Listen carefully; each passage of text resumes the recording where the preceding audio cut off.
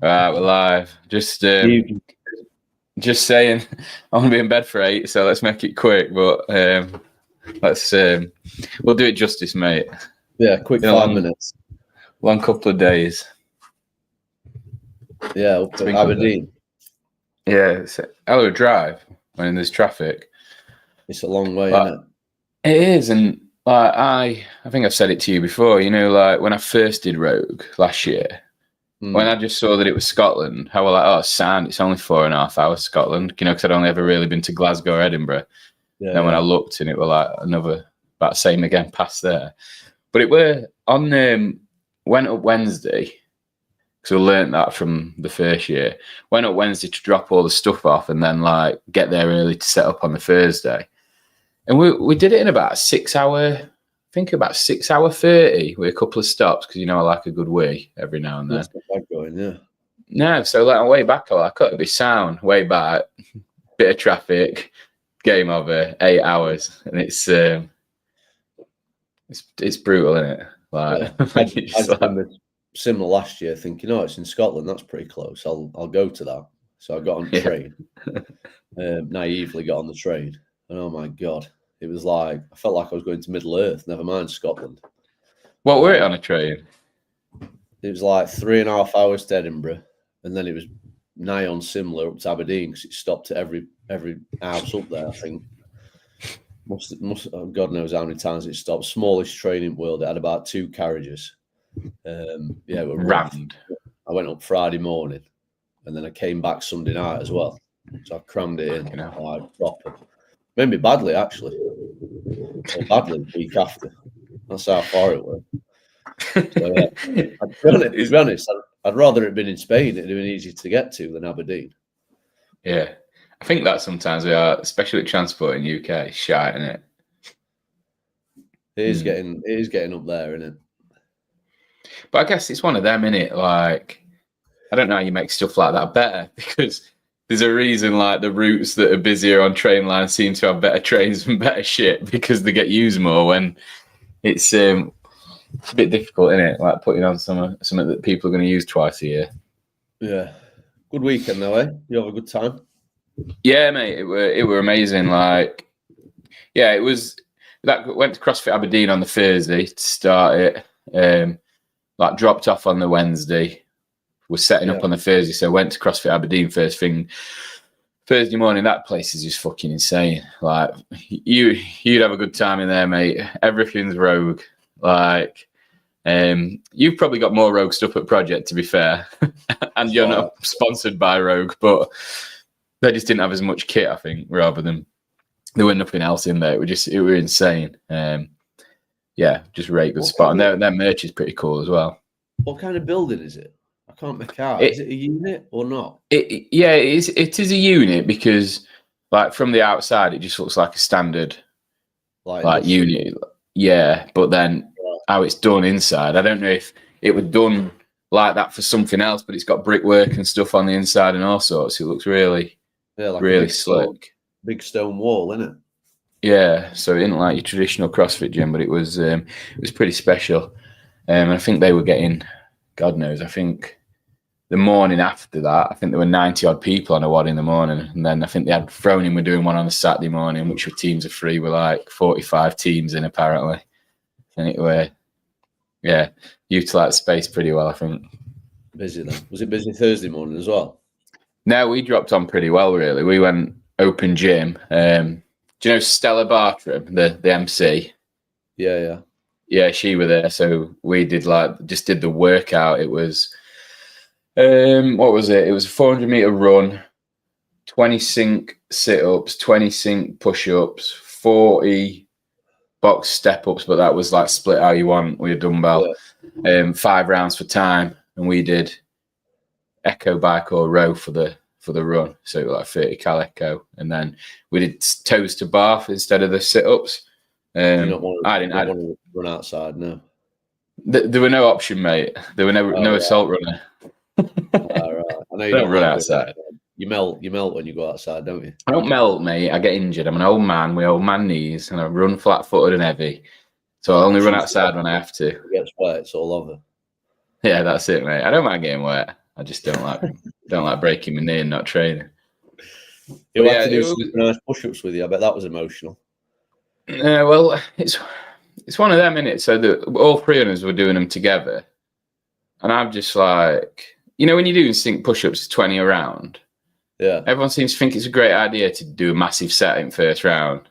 Yeah, obviously. And so like, I got sucked in. I think I did like 14 or 15 in first round before I decided I needed a rest, and it was too late. Regretted it instantly. I was on my knees at end, mate. I was doing knee press ups, and I was doing toes. I did toes to ring instead of toes to bar because I didn't have my grips and I didn't want to hurt my hands on new bar, so I did toes to ring. A gymnastics ring. Yeah, as opposed to what? What do you think I'm doing? Yeah, toes to ring. Yeah, we're decent. That you can get a nice little kip on with them, can't you? But yeah. What I found though, but what I found was, mate, it was like I was cramping here, because I was almost more. I don't know if I was more inverted or what, but I never get that when I do toes to bar. But with them, I was like, I don't know if maybe it's because you can do more, because it's an easier movement, so you do more. So eventually, that movement, I don't know. Maybe. Yeah, like I couldn't. They were worse, but I don't know if it's just because I didn't warm up. When I got to the end, I did 20 unbroken at the end. Now we're like having to stop at 10s and 12s before, so maybe it's just that warm up time, mate. Yeah. Did you not do a class then? No. That was the class workout, but it was just open gym for timings wise for what we did. But then I think Nath, Molly, Rob, and Jules, they went and did it that evening. And it was the same. Yeah, they were booked on at 5:45. So, but it was a good weekend all around, mate. It was good. Like, it's just fucking class. I just love Rogue. Just love it. You know what I mean? Like, just feeling part of it. And I thought that when I went Rogue stand, I saw a few hats. I thought I might take him an hat, but and I didn't. So me and Rogue are almost as one. Have you done any more about your? Are they going to sort you out with a plaque? I've sent her another message. No reply. It's unfair, mate. Get on to Johnny Davis. See what he's done for it. I've screenshotted the post now and sent her an image of it, so she knows exactly what I want. I'm pushing the agenda. Your own, mate.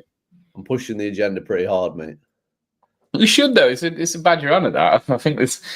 I think it is anyway because I'm like you with Rogue. I'm like, well, probably not even as much as you, but I do like just. There can't be anyone in the UK with as much Rogue stuff as us. Can't be. They're gonna have to do well to like everything's Rogue in it, and it's like multiple of everything. Yeah. It's not. Maybe it's because you haven't got no Echo skiers, mate. Echo ski and Echo row. Yeah, they look cool though. Them, to be fair, them the rig attachment thing that's quite handy. Yeah, there's some of the kit they had in there at CrossFit Aberdeen. They had like branded barbells, branded rigs. Like it was. It was fucking cool. Did you go on one of the rowers? Did you go on one? Yeah. What are they like? They're pretty well. I went on one at Coaches Congress as well, and they were both just so smooth. But I don't know if that's because they were brand spankers. Because the Concept 2 row, when you first get on, it first pulls beautiful, isn't it? And then over time, there's nothing wrong with them, but you can tell when you're on a new one. So I don't know if that's just because of how they're made. It had some cool stuff though. So like it had, so the seats slide when you stack them. Yeah. They have a little Rogue. It's a little Rogue plastic clip that you clip onto the like sort of beam, and then the seat can't move past it. So when you stack them, the seat stays where it is. That were cool. Although they'll have lost all them because I don't even know where I put the one that I took off to use rower. So it's one of them. I tried to clip it on it back, and every time I slid back, it popped off. So but just little things like that are just cool, aren't they? Like little nerdy things like that no one notices, but you think are cool. Attention to detail. Yeah, that's it, mate. So, well, just while we're on Rogue, what did you catch any of it? Any of the events or anything? Did you watch much? Yeah, I watched. Did I watch all the events?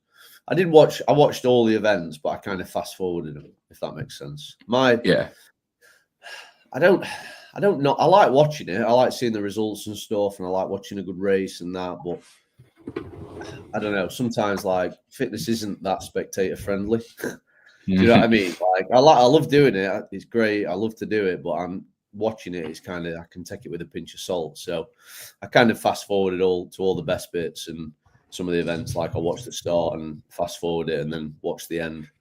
Bit like an F1 race, really. No one watches the middle bit. Everyone wants to watch the first corner and wants to see the checkered flag. That's kind of what I did. So I managed to pretty much watch the whole weekend in about 90 minutes flat, which was pretty good going. But yeah, it was good. I mean, it was good. The events are always cool. There's always something a bit different. I thought the first day was a little bit slow. Maybe some of the events just weren't, from my point of view anyway, from like watching from afar as opposed to being there. I'm assuming it's obviously the atmosphere is a lot different when you're there and stuff live. But yeah, some of those first day events, particularly like the clean and jerk, log, pin, yoke, carry workout, just seemed a little bit, I don't know, just a bit slow. Not the most interesting thing to watch in the world. But yeah, I think it was a great event. And I mean, it was a good competition in terms of like it was tight, wasn't it, all the way through? It was kind of, no one really ran away with it apart from obviously Laura Havarth on the women's side. But then beyond that, like below second through like fifth was all pretty tight, wasn't it? So, yeah, Lucy Campbell did insane to come back, didn't she? She was like what was she, second, third on last day to tie it up. Obviously that last event was good, wasn't it? With the bag carry echo bike and that was a cool event. Like I watched all of that. Short, sharp, nice race. You can see it unfolding, which is always cool. But yeah, that was a good event. I was just timing the echo bike, see how long it took them. Did you what were it? I don't know, it was fast. It was quick. It was quick. Like the blokes were like just over 2 minutes, which is pretty good going, isn't it? Mid-workout. 50 cals. Yeah, 50 cals, 25 cals a minute. It's pretty decent going, isn't it? It's not bad when you've got something else to do, is it, after? No. Carry a 70 kilo sandbag 100 meters on your chest. But you say that, bizarrely, at Rep It Out last weekend, it was 200 meter carry with 70 kg sandbag. I don't know what the fuck they were programming. You could put it where you wanted though, couldn't you? Yeah, but like there's still levels, isn't there, to who were at Rep It Out and who's at Rogue. So yeah, I don't know how much difference. That was only what categories was that though? Elite, and I don't know if RX had to do it as well. Similar. I don't know. Yeah. It just seemed a long way. Yeah, it is a long. Someone spoke about that workout. I spoke to someone at the gym actually about it, and they said that was a bit of a disaster workout. It was like a 10-minute AMRAP, and the rounds were like 3-minute rounds. Like you go, I go. It's just like who even wrote that? Well, Will Kane, I think. But the worst thing about it was, well, like one, I think it's pretty basic fucking programming to not write an AMRAP with something you can't measure in. Because the 200 meter sandbag carry. So I went to watch on the Saturday for a little bit. Well, this is a good example. So Georgia and Lois Smith were together, and they were losing. They were in second place going into this workout. This was the last workout before the final, and they got 3 rounds completed. Yeah, got back. They were the only team to get back. There were 3 teams in front of the team that were actually leading. But they were all on the run, and none of them got back.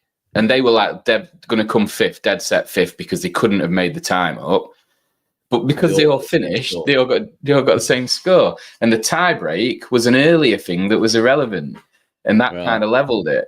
So Lois and Georgia, they didn't moan about it. You just get on with it. But that's when it highlighted to me. And I remember thinking sometimes, I think you've even said it when you're helping program the Defiant Games.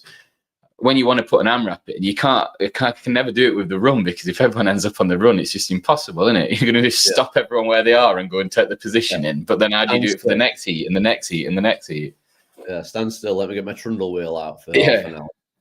So 1, don't put it in, and 2, if you're going to on something like that, you've got to make it rounds for time, haven't you? 4 rounds for time or 3 rounds for time, and except one person's getting filled in and over in. It's pretty basic, you'd think.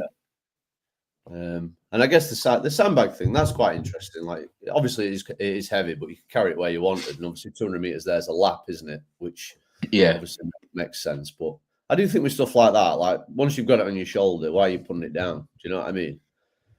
I do like that. I like that to an extent because it's like who wants it the most? Do you know what I mean? There's no excuse for me. Once you got it on your shoulder, just fucking put one foot in front of the other. Yeah, well, that's what Yates were doing. It was quite funny because I could see him running around. He just got it on his back and he just had his head down. He wasn't even looking. He was just fucking looking at where his feet were going, just going and going, and nearly cleaned someone out because he just will like so focused on just. And that's what he said after. He said, "There's no reason to put it down." But no, it don't get any worse, does it? It don't get any heavier. No, when you pick it up again, it feels like it has. So you're sometimes better doing that, aren't you? Yeah, just hang on. Yeah. So we're doing a bit of by default doing a bit of a competition review there, but a bit of programming. But obviously we've jumped on to talk about I called it comp prep, but let's say competition prep, functional fitness competition prep, high rocks competition prep, CrossFit competition prep. I think it all rolls into one. And I think like I've been at a lot of comps, so I see a lot of people doing a lot of things. Obviously, you know the best way for people to potentially prepare. But like, I think this is the reason I wanted to talk about this, and then I'll let you say what you think, was because I think like at the level, I see a lot of people compete and they really want to compete, and I love it. And I love seeing people come and do the first comps. Like you get a lot of that at Project, don't you? Members will do the Project comp for the first time. It's really cool to see them compete. We get it at the Defiant Games because, again, the standards are like all inclusive and we want everyone to come and have a good time. So we get a lot of first timers there. And I feel like sometimes when you're not experienced, you might look at what people do at an elite level, not saying they're not elite, but what I mean is if you're looking at what the people do at the CrossFit Games and thinking that's how I need to prep for a comp, that's what I need to eat at a comp, that's what I need to do, then you're probably going to get it wrong. Because, I don't know, introducing anything new for something where you're going to stress your body probably more than it usually is never the answer. No. So I don't know if you want to give a bit of an opener into it as well. Yeah, I mean, it's been a long time. Obviously, we have the competitions at the gym and stuff, but it's a long time I've been to an external comp, let's call it, run by like I've been to like in affiliate competitions and stuff, which I think they're a little bit different, aren't they? Like in terms of like vibe and the people that are going there and what they're going for. It's been a long time since I've been to like an externally run competition, but when I did, and some of the stuff you used to see. And the one thing that I always found was really difficult for me to understand is people's lack of ability to construct an effective warm-up if they were left to their own if they were left to their own devices. Like it always used to baffle me, and I used to look around sometimes in the warm-up area, and I'd always go in with a plan. Like I'd have a plan. This is what I was going to do. So I knew what time I wanted to be in there, what time I wanted to finish by, and what that meant in terms of getting into the holding pen and then going to do the workout. And you'd look around at some of the random shit that was going off. And it just make you scratch your head sometimes. My favorite one is if there was ever a lift, like a build to a head, like a heavy whatever, 1 rep max, or like a lifting ladder, for example, or whatever. And like people would like be going up and beyond the 1 rep max lift in the warm up area.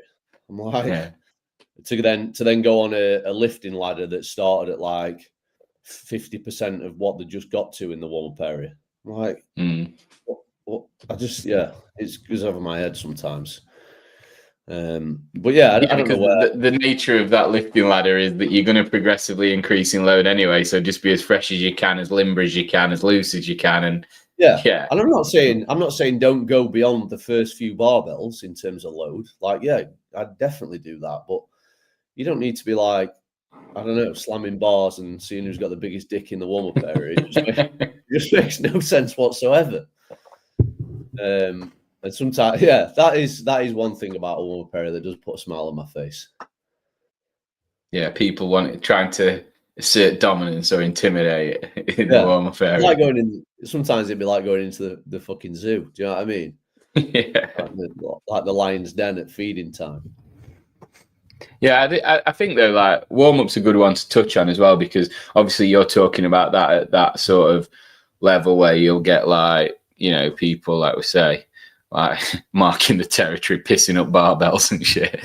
But like, I'm thinking like as well from a warm up point of view, like whatever comp you're at, go and get warm. Whether you're doing a project in-house throwdown, summer throwdown, or whether you're doing fucking elite pairs at Arnold, the amount of times I see people not get warm, do the first workout, and it ruins the day, because if you don't warm up, it's not necessarily the workout you need to worry about, it's the recovery after. Like when we put acid bath on first workout at Defiant Games, it ended some days because people didn't warm up. They went and did all out for like 400 for 4 minutes, 5 minutes, and then that was it.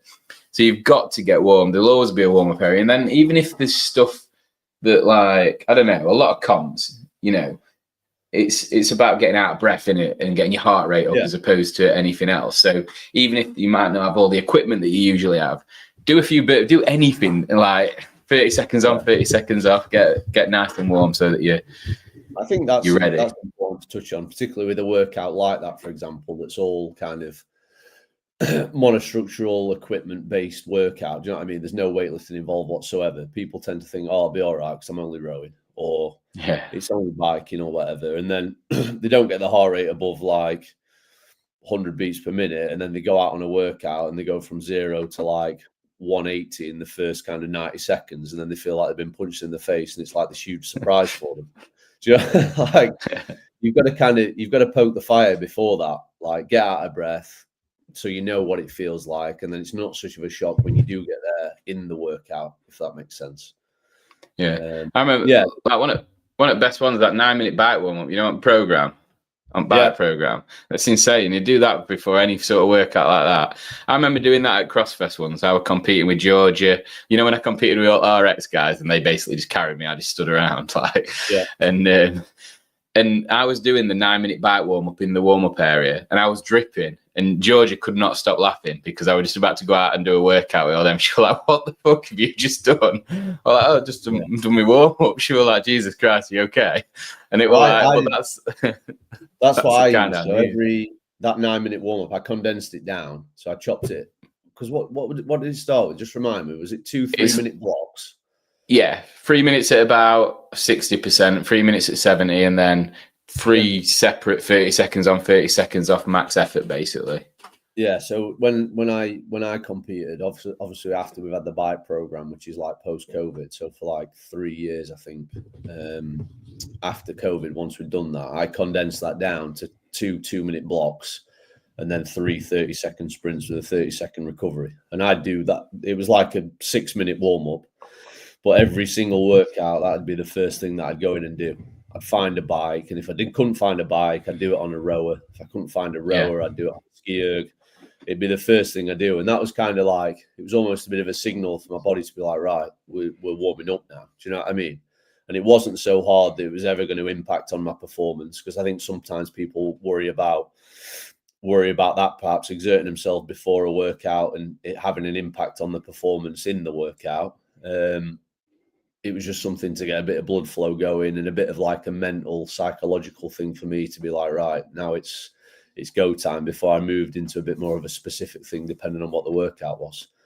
But like I said, I'd always go in with like a plan written down, not necessarily written down on paper, but I'd write something down before going into the warm-up area, so I knew exactly what I was going to go and do when I got in there. So I wasn't going in and aimlessly just wandering about, like hoping, like looking what they were doing and go, oh, I'll go and do a bit of that, or I'll go and do a bit of this, which I think a lot of people tend to do. Yeah.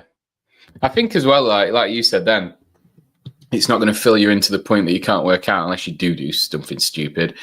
And like, if you think about all those, I remember you saying to me once, it was at the old project, and it was, what was the open workout where I think it was some dumbbell front squats or something and burpees, and then you recovered for a little bit, and then it was a 1 rep max clean, I think. Yeah, 10 down to 1, dumbbell front squats, bar facing burpees. Yeah. And I remember the clean after, I think I PB'd once and then PB'd again when I did the redo. Yeah. And I remember saying to you, like, oh God, I'm just so warm. Like, I can never get this warm. And you were like, well, just warm up properly there. And I was like, it was such an obvious thing to say because I'd almost said it myself. I was like, yeah. So like, as long as I don't know, that's just a great example. Many people do that. And maybe everyone blames it on the open magic. Oh, it's because it's the opening. I got an extra 5K. Well, no, you were just fucking roasting warm. Your body were ready to be put under stress. And then, the urgency and the sort of competitiveness of the open will help. But the amount of people that PB is, so getting warm and understanding, I guess, that, where your limits are so that you don't go too far. But like, you've got to spot. I don't know. Sometimes when we do a bike workout, you'll just jump on, won't you? Because you haven't got time. Because it's different when it's a workout as opposed to going and competing. And after you do that, I'm like, Jesus Christ, if I did that without the 9-minute warm-up, it's just over for me. So like, it's just knowing what you can do as well, isn't it? Yeah, I guess so. And like you said, the situation is just completely different. Like, obviously training to competing, do you know what I mean? Yeah. Like, if I was short of time and we were going to jump on and do a bike workout and I needed to get on and do the first round at like, say, 75% of the effort that I perhaps would do if I'd warmed up, then so be it. Do you know what I mean? It's not the end of the world. Yeah. And then I guess warming up's like crucial, but like then I've got like a sort of dual one that I think people need to consider next. It's sort of listening in the brief and understanding the workout. So you're going to get the workouts before time. Are you still there, mate? You're going a bit poor. Yeah. Oh, yeah. You're going to get the workouts announced beforehand. So have a look at them. If you don't understand them, maybe talk to your coach or someone at the gym to try and help you understand them, because you want to go into a workout with a clear plan regardless of anything. But then also listen in the brief. Like, there will be a briefing, and listen, because you'll know from doing it at Project, I know from Defiant Games, some people they've got a question before the brief. And they don't listen to the brief because they're so concerned with the question they're going to ask that you've answered it 5 times and then they ask it anyway. So that means they've not listened to any of the briefs. So not only have they not listened to the answer to the question they're about to ask, they've not listened to all other stuff as well. So just listen, be present, and then you'll understand, because that is a nightmare, isn't it? Yeah. I think stuff like that as well. Like, I guess, particularly if you're relatively inexperienced, I think listening to the brief's really important. I'm not saying it's not important if you are experienced, because I obviously still listen to it, but you get like a bit of a workout literacy the more experience you get. You kind of you read workouts, you understand them, you remember numbers. Like, it always makes me laugh. This is down at the gym, but obviously, we've got a stack of whiteboards and pens down at the gym. And the number of people that have to write the whiteboard down on an additional whiteboard for themselves, it goes over my head completely. Like, as soon as I've read a workout, I just know the numbers, or I find a way of, like today, we did like some descending intervals, like 800-meter run, 40 toes to bar, 20 box step ups. Like, and I was just like, right, well, I just half the first number each movement. So 800-meter run, half 8, 4, 40 toes to bar, half 4, 20 box step ups, round 1 done and dusted. And then the next round, there was a 3-minute rest. So people could have gone back to the whiteboard if required and readdressed the second interval in the 3-minute rest period. But they still chose to write it all down before starting the workout. I was just like, during your 3 minutes rest, just come and read the next round. And that was 630, 15. I'm like, it's just half again. I would take the piss, mate, because I do. I always take the piss out of Rev every Thursday morning. She uses more ink in them pens than anyone, and I always give some stick for it. But today, I finished the 30 toes to bar and then just fucked off for a rest. And I got all the way up to running. I just sat down having a drink. I was like, shit. And I had to run back to do my box step ups. So maybe I need a whiteboard as well. So yeah, I think stuff like that, it does come with experience, and I think that applies in a competitive sense as well. Like, you read workouts, you understand them, and you just remember numbers a bit better. Or maybe, I don't know, if you're a bit more used to competing, there's not the stress and the panic or the nerves of that taking over the cognitive function of just remembering things in general. Particularly, as, like you said, when you start to get a bit out of breath, you know what it's like. Heart rate starts to get above 100 beats per minute, and suddenly, like, everything goes in one ear and out the other, kind of thing. And I think like you can get used to it because CrossFit workouts generally tend to follow a similar number pattern anyway, don't they? They're normally pretty. Yeah. So once you get used to it, maybe it's just understanding that as well. You know, if you're just looking at them and thinking the random numbers, they'll always link in some way. And even if they don't in the programming, you'll amend them to make them more aesthetically pleasing, won't you? Yeah, I can't stand workouts that don't look right. I just can't stand it. The numbers it's got to flow on it. It's got to flow. It's got to look the part.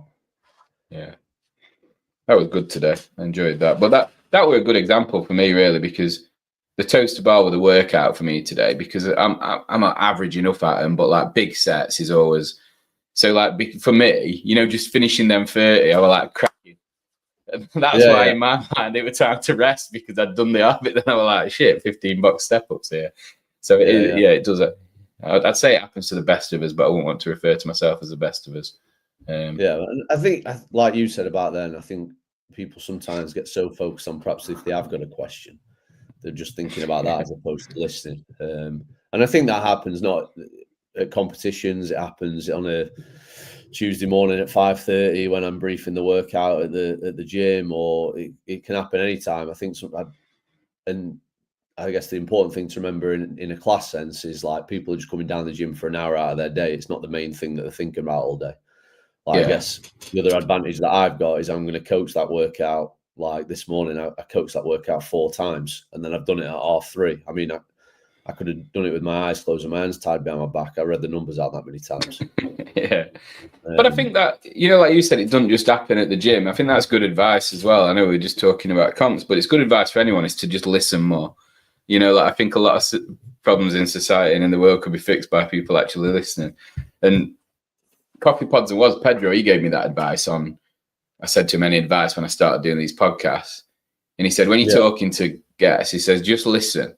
He says, have your structure, but he said, don't be too concerned with asking your next question that you don't listen to what they're saying. You miss the opportunity for a follow-up or an interesting story or a prod on something. And that was really good for me because at first I was a lot more like, right, let's just I've got these questions. It's got to be structured. And you miss out on a lot, don't you, if you don't listen. And I think a lot of people like on listening, like everyone says like, oh, I'm listening, like, but there's listening and then there's listening intentively, I think. Yeah. And that's where perhaps like at a brief on a class, like probably 80% of the room are just listening. They're not listening attentively. Whereas actually, if they were to listen attentively, they'd probably get more out of the workout at the end of the session. Yeah. They'd understand it a little bit better. Perhaps like when we talked about stimulus, they'd start to understand those things like what should this workout feel like? How many reps and sets should these movements be taking? Like it's those little snippets of information that are the most important, but people tend to like look at the whiteboard, they'll be reading it as someone's speaking. They're not actually listening to what's being said. Yeah. They're just reading the board. Anyone can read the board. Like you could literally, I could stand anyone in front of a whiteboard, like today's workout, and get them to read the workout, and everyone would understand it. But that doesn't mean everyone would have a good workout because they wouldn't explain it. So it's an explanation that matters. It's the intent of the workout that counts. And I think what were you said about like closing your eyes and listening to it, like when the workout's been explained, is a good way to know if it's sinking in or it's been explained right, I guess. We were talking about one of our coaches' meetings about the whiteboard brief and making sure it was clear and like concise and stuff, and not making sure there was structure to how you were explaining it to people so it was easy for them to follow. And I just said to our coaching team, I just said, next time you're in a class, wherever it is, like obviously you might know the workout and your experience will mean that you can look at a workout, you can read it off the whiteboard and you can understand it, and you can already start to make decisions about how perhaps you're going to change it or modify it to suit you on that given day. I said, just stand at the back of the room and close your eyes and listen. Like, don't look at the workout, just close your eyes and listen. And if you can make those decisions that you would have made reading it, the brief from the coach at the front was probably good. If it was confusing, you don't understand the workout at the end of that brief because you weren't reading it off the board and you were just listening, it probably wasn't a very good brief for that workout. Which I think it's a cool. I mean, it's a weird thing to do. Don't do it at the front of the class. Make sure you stand at the back, because everyone will think you're a bit odd. But yeah, I think it's quite a good thing to go and do. Like, and that's why I like going and dropping in at places. Not that I stand at the back of the room with my eyes closed, but I think it's great to like kind of tune out from what's written down and just try and listen to what the coach is saying. Can you make sense of the workout just through that sense, as opposed to the visual sense as well? Yeah. Well, I've been in places before where workouts written on board, I don't understand it, and then someone fucking coach explains it and I understand it even less, and I'm like, what the fuck's going on here? Like, how is this so difficult? Yeah. Like, it's not an easy, like, briefing a workout. I think like a lot of people, I don't know if they take it for granted, but it's not an easy thing to do, like, and do well. I mean, like I said to you, you could stand anyone at the front and get them to read off the board, but to read off the whiteboard and clearly and concisely, and have people understand what you're trying to get from the workout and have them make suitable decisions for them based off what you're saying, it's a really, really difficult thing to do. Yeah, and I agree with that in a lot of walks of life as well. It's like when you understand something completely and you explain it to someone, it's so much more difficult to explain it. Like I had a call with a customer that's coming onto the print services website thing that you guys run at Project. And I explained it all perfectly. And I was like, because I'm getting better at it, because I'm speaking to a lot of people.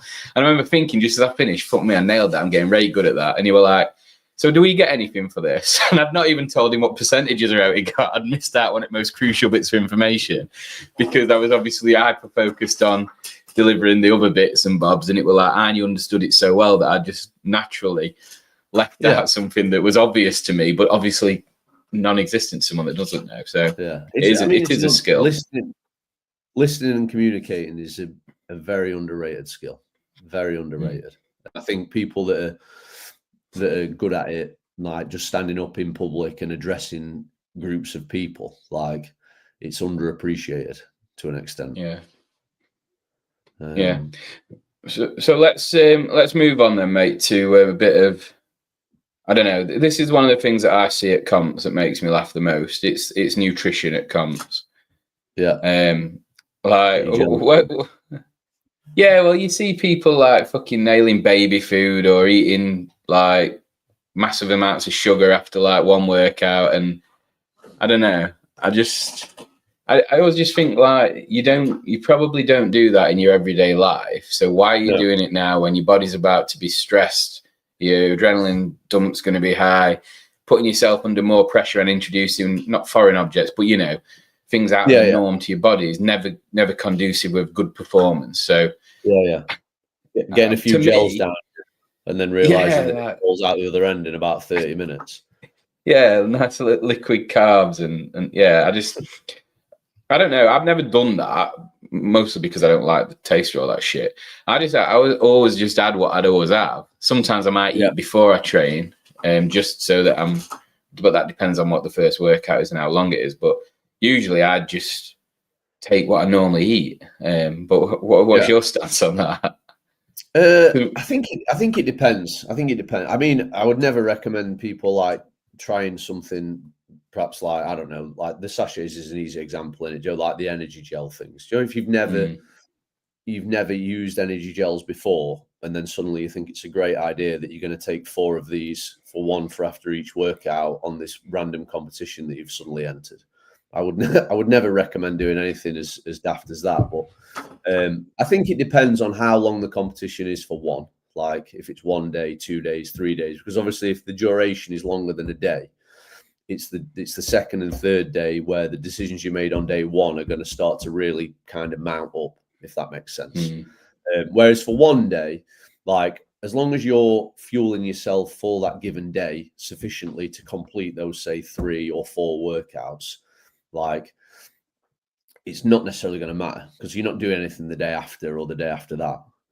But if that was then to, let's say we were doing a 3-day competition and you were just to, like, after every workout, let's say you have a gel, some Haribo, and then you kind of don't really eat any real food or you don't get enough protein in or whatever, you're going to be really fucking sore and tired come Sunday if that competition starts on Friday.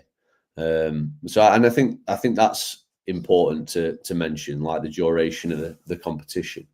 And then the other one is, like you said, I think, I don't know, people just see other people doing it and thinking it's the right thing to do.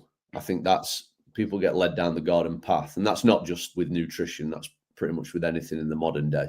Like you see something on Instagram and you think it's the right thing to do because such and such is doing it. Like, it's probably not. They're probably trying to sell you something, to be honest. That's usually the way it goes. It's like some kind of weird marketing campaign that eventually leads back to them somehow. So yeah, and I've always been the same as you. Like, you know, my kind of nutrition, the old peanut butter rice cake thing, which again, it's not that I wouldn't say that's the finest thing to do, like particularly pre-workout. I'd never eat a load of fat pre-workout, but post-workout, there's kind of nothing wrong with it as long as the duration, the digestion time's long enough between workouts. But yeah, I've always took a lot of fruit. That's always been a good go-to for me. You know, I like my couple of satsumas before I work out. That's always a nice one. Like, I like to get my satsumas down me. Just again, it's like a bit of a psychological, like mental thing for me. I don't know if it's the taste or like the refreshing nature of a citrus kind of fruit before working out. It just kind of energizes me weirdly. Yeah. But it will, if you've done it for so long, it will set your body up, won't it? It'll start that process of like your body recognizing that something's about to happen.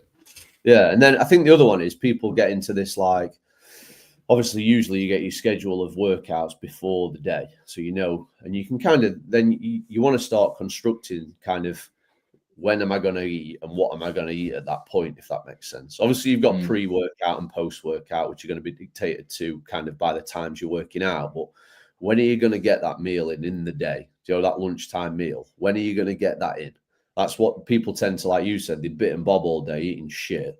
And then they wonder why they feel like crap towards the end of the day. Well, they probably had 2 Weetabix at breakfast, and then all they've done is eat jelly babies and like shit all day, and then they wonder come the fourth workout why they feel like they've been hit by a bus. So yeah, I think that's one that tends to get missed out, like an actual some kind of substance in the day, as opposed to just snacking pre and post workout. Yeah, I always think with stuff like that, like, because some people do feel like they can't eat that much after a workout. I don't mind. I'll chuck a chicken sausage wrap down any time of day after any workout. But I've found that when you do feel like that, chicken sausage wrap post acid bath at Defiant Games. Mate, I could put one of them down any time, I reckon. I don't think it matters. Bit of mayo. But I think like a good option for that is like overnight oats, just because it's always naturally going to be a little bit sweeter. It's creamy. It's not as hard to sort of, I don't know. I always think they're a good option, and they're full of carbs and sort of stuff that you're going to need.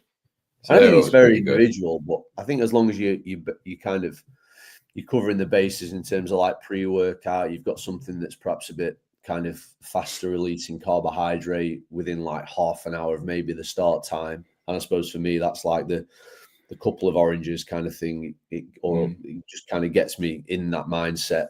And then post-workout, like you're replenishing some carbs with some protein, perhaps again, maybe a bit fast acting as well to replenish the glycogen stores that you've used in that workout. So maybe like a banana with a protein shake, or a banana with, if you're comfortable like eating, like you said, for example, you're comfortable eating chicken sausage wraps after you've worked out, maybe it's a banana and a chicken sausage wrap, or maybe the banana in the chicken sausage wrap. I don't know if that's kind of thing. Sounds like a bit like I don't know. Sounds a bit. Could imagine them doing something like that in Caribbean. They always put in like pineapple and stuff in stuff. I don't know if banana would go in as well, but like a banana fritter. Yeah, but you know, something you mentioned earlier, mate, like about not over consuming fat before a workout. What's the reason for that? What does that do? It just takes a long time. It takes a lot longer to digest, and then have readily available used as energy. So yeah, kind of fat heavy snacks or fat heavy meals immediately before training, like, is probably not the greatest approach. And again, it's all very individual, but I kind of wouldn't recommend it. Like, you wouldn't, I don't know, you wouldn't chow down on, I don't know, I'm trying to think what would be really high in fat now. I don't know, like I can only really think of peanut butter, but that's probably just my mindset. I'm thinking about That's the thing. It's probably good. It's probably a good thing to call out though, because people, I don't know, like people seem to think that like good fats, they can have as much as they want as them. It's still a fat, isn't it? Yeah. You know what I mean? It might be classed as a good fat, not your fucking sun pack crunchy, but like if you get some whole earth peanut butter, it's pretty natural. But there's still a limit, and it's still going to have those negative impacts as much as the positive if used in the wrong way, whether that's from a calorie point of view or pre-workout and such like, isn't it? Like timing wise, yeah. Yeah. I think the important thing is, like, obviously we've touched on it a little bit in the sense of a warm-up, having a structure and having a plan before you go in there into the warm-up area. Like, what is it you're actually going to do? I know I touched on it briefly right at the start when we started talking about nutrition, but like, have a plan. Do you know what I mean? Like, you don't go to a competition not knowing when you're going to be doing the workouts. 9 times out of 10, you know the schedule before you're going in. Like, what time am I on for my first one? When am I going to have the second one? Like, and most people will plan the breakfast, like, and then they fall at that hurdle. Then it's just a case of like, just grab what I can when I can, as opposed to being like, right, this is my day. This is what I'm going to eat before working out. This is what I'm going to eat immediately after. And this is perhaps when I'm going to try and get my meal in. So it's digested in preparation for the next workout, the first workout in the afternoon or whatever it might be. So yeah, I think it's just being organized, isn't it? Do you know what I mean? As opposed to just kind of hoping for the best, getting a load of darts in your hand and just throw them at the dartboard, and hopefully one kind of goes in the right place. Yeah, that sounds like what a lot of people do go through life, mate, to be honest. But yeah, it translates quite nicely to this. So like let's both do one of these then. So for the end. So in fact, I've got two things. I've got one. First one's first. What's the funniest thing you've seen someone do at a comp? Because I've got a fucking good one. God, I don't really know, to be honest. It's been that long since I did a competition. I'm trying to think now. What's the funniest thing I've ever seen? You go first. I'll have a think. See if I can conjure one up. Right. So I always think it's funny when people practice things that are basic. So I always see people doing, like it's a pairs comp and they'll do sink burpees together. I'm like, fucking hell. Then they're practicing the sink, they're not warming up. But once at a comp, it were a 3-person worm event. Yeah. There were no worms. So they did the motion of picking up a worm off the floor with no worm all together in sync, while one at the front told them when to squat and when to, and they were doing this, no worm, just like that. And then like, and I was like, what the fuck is going on? Like, I found that absolutely hilarious. One, because they looked completely stupid, and two, because it weren't replicating anything they were likely to experience at 3, 2, 1 go. So that was beautiful, that.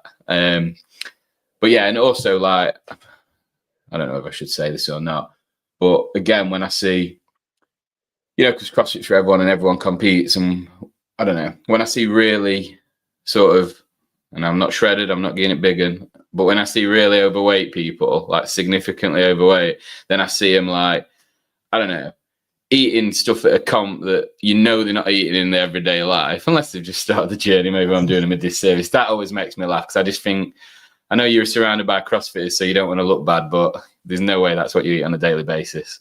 So that's another thing that always amuses me. Whereas ironically, if it isn't the standard diet, they'd probably perform better if they were on the standard diet, whatever that may be. I remember when we did Inferno pairs, my first comp, and I were about 3 stone ago for me. And I remember that night, it was 2-day comp. That night I went home and had the biggest Burger King full of fucking like extra onion rings and everything. And I remember putting a picture on, I don't know if it was Jay or you or someone, like, what the fuck, what are you eating that for when you're competing? I was like, mate, this is what I eat. It'll be fine. That was pretty handy second day. But what about you, mate? Like that? I ain't got one that I can specifically remember, but I always think the worm's great to call out. I just think it's my opinion of those in particular movements done with the worm, I think are just fucking stupid. But yeah, there is a good laugh, whether they're in the warm-up area or they're in an event, and people's inability one, maybe coordinate themselves, and two, then be expected to coordinate multiple people. Like, oh God. I mean, I don't know if there's not many competitions that you go to and there's like, the 6-man worm. Yeah. Like they require some like serious organization. Like someone has to take responsibility for the other 5 people, otherwise it becomes an absolute fucking disaster. And I don't know if Witham have still got it, to be fair, but Adam used to love sliding that into his little EMOM workout, and that always used to put a smile on my face, because obviously there'd be one worm, and that event in particular, with an invitational, you'd have like, I think the categories are like RX, Masters, Mavericks, which is like a young team, rookies, and you just know that someone across those a number of teams with those experience levels, someone is going to get fucking squashed by that thing. Yeah, it happens every time, doesn't it? Yeah. I remember one year there was I think it was like 90 seconds max worm clean and jerk, 6-man worm. And obviously you can't change the weight of the fucking worm. It's just, it is what it is. Like, I can't remember what the 6-man ones weigh, but they're like 240 kilos. So as soon as you're out of sync with that thing, it just swallows you up like a fucking cobra. Like, your man at the back that's held on to it, and every fucker else has dropped it, and he's still got his hands on it. Jesus Christ, I've seen that 1 or 2 times. That is funny. It folds him straight up, doesn't it? Yeah. He's laid on the floor with it sat on top of him, like throwing his hands in there, like, what are you doing? You let go of it and didn't tell me. Oh man, that's always good for a laugh. So let's start rather than something funny then. So what would you say, like one piece of advice for anyone going to compete? One quick one. I think like we touched on there, and I think regardless of what it is, whether it's warming up, your nutrition for the day, what you do the evening before, maybe like in terms of like a sleep routine or whatever, is don't do anything that you've not practiced or done before, and go into the day with a plan as to how you're going to approach all those different variables, kind of thing. And like, if you need to write it down, or just have a mental, like, have 5-10 minutes to yourself, like a few days before, and go, right, this is how I'm going to warm up for this event. This is what I'm going to do when I go into the warm-up area. This is what I'm going to eat before this workout. This is what I'm going to eat afterwards.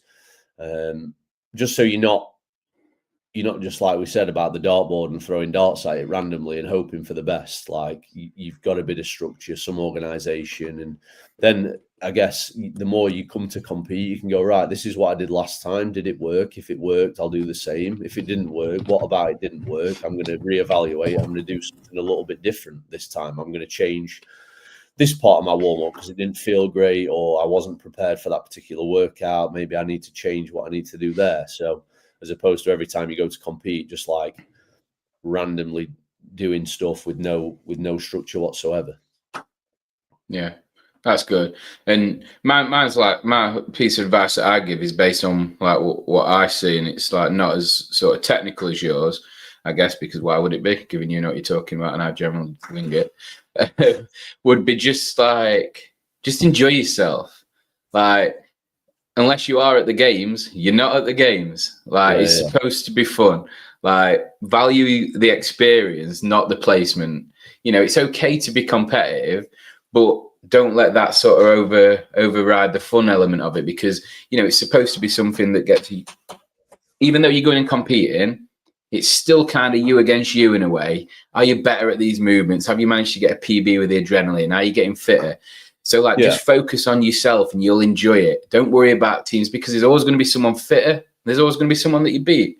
Like, just don't worry about any of that. Focus on the experience rather than placement, and just enjoy yourself, because it's a great place to be. Like, I've been on the comp scene forever, like, not competing, but watching. And, you know, you see some good stuff. You see some fun stuff. You see some stupid stuff. But the people that get the most out of those days, from what I see, are the ones that go to enjoy it and not to take it overly seriously. So, yeah. I think that is important. And one thing I will say is, obviously when I competed a lot from like 2015 through to like 2022. So what's that, like 7 years? I did a lot of competing, not at like any crazy high level, but at a decent level. Like I went to some decent comps and performed pretty well. But the amount of turnover of people year to year at the competition, because I think people tend to take things way too seriously. Like I went back to back 7 years to what was Battle of the Beast European Championships, and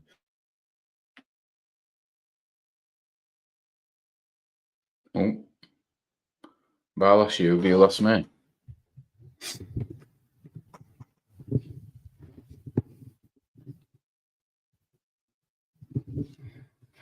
Oh, I'm on my own. That's not good, is it? Oh, you can see my wire there. That's better. Oh, he's back. Lost you, mate. who went, me or you? You. Sorry. You're right, mate. So you were saying, so like you did Battle at Beast, which became European champs 7 years running. Yeah, so 2015 to like 2022 or 2023, whatever it was, and the turnover of people that went to that event was crazy. Like there was a small minority that were there like pretty much all 7 years, but out of everyone that qualified, the turnover was always really high, and I always kind of put that down to people just taking it way too seriously. Like, and it was a big competition, and don't get me wrong, I always wanted to go and try and do my best, but I've always found like I enjoy a bit of pressure, but I also like I can take it with a pinch of salt, if that makes sense. Like it didn't matter to me kind of where I finished. I just put my best foot forward and gave it everything I got, and I was happy and comfortable with whatever the outcome was. And I think that touches on what kind of you said. And I think people like get in this mindset of like, I have to go, I have to place here, or I have to do this. But so much of that stuff is outside of your control. You will with that attitude, you'll just never be satisfied. And eventually, I just think then people just stop going and competing because they just wind themselves up so much. Yeah. That's kind of an ego thing as well, isn't it? It's like you can't be upset at not getting the results for the work you haven't done.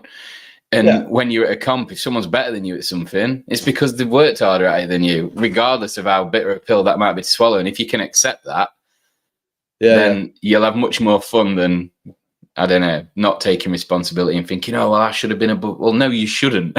There's one thing this sport does not do, and that's fucking give people a free pass. If someone finishes above you, they're fitter than you, end up. And if you accept that, you'll probably have a little bit more fun along the way as well. Yeah, definitely. And I think that's like you said, no one, and we've said it before, haven't we?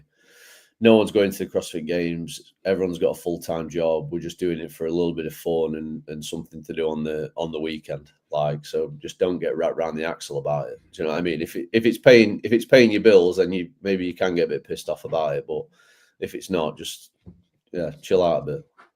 Yeah, chill out and have fun. And that leads us nicely on to Sunday then, mate. So we've got High Rocks again at Project. Yeah, so we weren't going to do one until next year, but Charlotte wanted to do one for Ashgate Hospice, which is obviously local hospice in Chesterfield that have kind of run into a bit of trouble in terms of funding. So I think there's a lot of people in the community, Chesterfield community, trying to rally together and get behind it a little bit. So I had briefly spoken to the lady last year about putting on like a High Rocks for Ashgate, and we had it in the pipeline for once the weather had improved. But this kind of nudged us, and we're like, oh, screw it, we'll just do it. We've got a free Sunday on the 9th, which is this coming Sunday. We'll put it on like 3 weeks ago now, 2-3 weeks ago. We announced it, and we've got 62 slots gone. So that's like insane, isn't it? 52 teams, and then 52 pairs, male, female, mixed pairs hitting it, and then 10 individuals. So yeah, it's pretty mint. I think entries now are just under £4,000 raised. So it's going to be amazing, mate. It's going to be a proper day. It's going to be good. I'm looking forward to it. So yeah, pretty much from 8 a.m. till I think 12:50 the last wave. Two teams or two individuals going off every 10 minutes. So it's going to be a pretty mad day, but it'll be good. It should be good. Who's closing it out? You and Fletch facing off, individuals going toe to toe at last two. We're gonna have a face off, yeah. Oh, that's class. I hoped you were going to do that. Yeah. That'd be good. And then whoever's But 10 minutes in front of me wants to get ready because I'm coming in hot. In front of you. But I said that, but I don't think he is now. And I don't, to be fair, I think he'd need more than 10 minutes. He'd probably need about 20 at least. What are you saying then? He was going to win you or Fletch? You're going to let her beat you? No, she'll not beat me. Oh, mate, I don't know, man. She loves an Irox. No way. Not a prayer, mate. Well. Watch this space. Yeah, we'll see. We'll debrief in 2 weeks, see what the result is. Make sure I get a time. But you've got it now. You put your money where your mouth is. And you're doing it in a pair, right? Yeah, I'm doing it with Tori. We're doing it as Team Defiant, and then we're going to pitch up and then... your own as well. I said I'd do it as well. I said I'd do it again. Since it's for charity. Oh, I can if there's still spaces. Maybe you should go 20 minutes in front of me then. Because you'd probably catch me. I'm going to blame it on the fact that I've already done a pairs one, but I won't let you. Oh, God. Would you lap us? I think you would, though, because 10 minutes ain't much. I'll be 10 minutes on that fucking sled when it gets stuck to fucking floor again like it did last time. 10 minutes in front, I'd definitely get you. 20 minutes, 100%. maybe a bit tighter.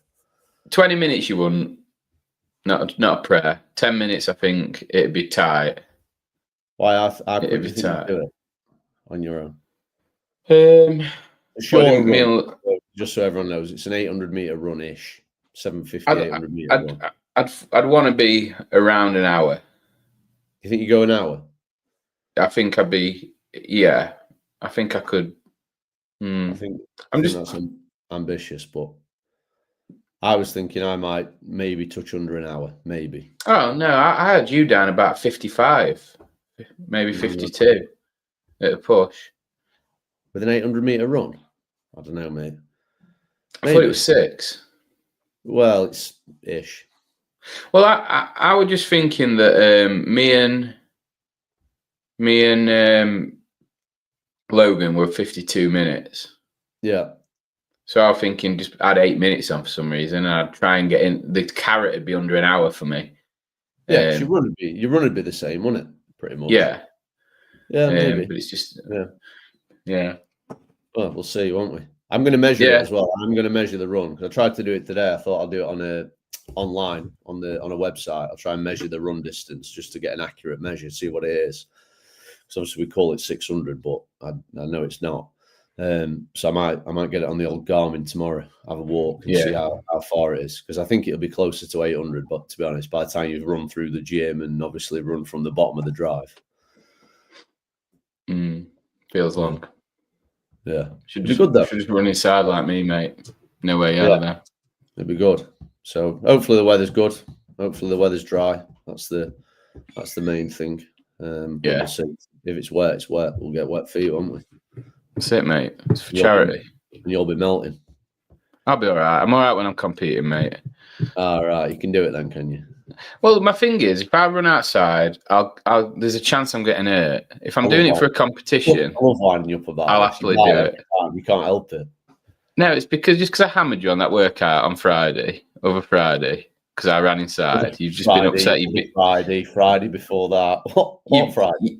You've been on my back when it was that 30 Devils press and 2K run. You've been on my back ever since because I handed it to you because I ran inside. Well, we've said I'll do it inside. Don't worry about that. No, but don't do that. Don't ruin it. Let me have my glory. We all know the assault runner's quicker.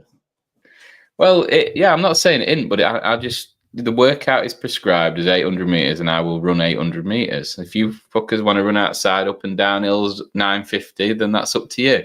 You're RX plus, I'm RX. I'm having it. It makes me laugh that that's an ego thing and all. Like, I don't care. I'm running inside because I don't want to get hurt. But it makes me laugh when people write in box, mate, ran outside. Like, I know you're taking shots at us inside runners, but there'll be plenty of that today. There'll be plenty of that today. Bit of rain in the air. All the melty people all have been out. Mate, I didn't want to get melted in rain. That was my score. I'd happily take the assault runner outside when it rains.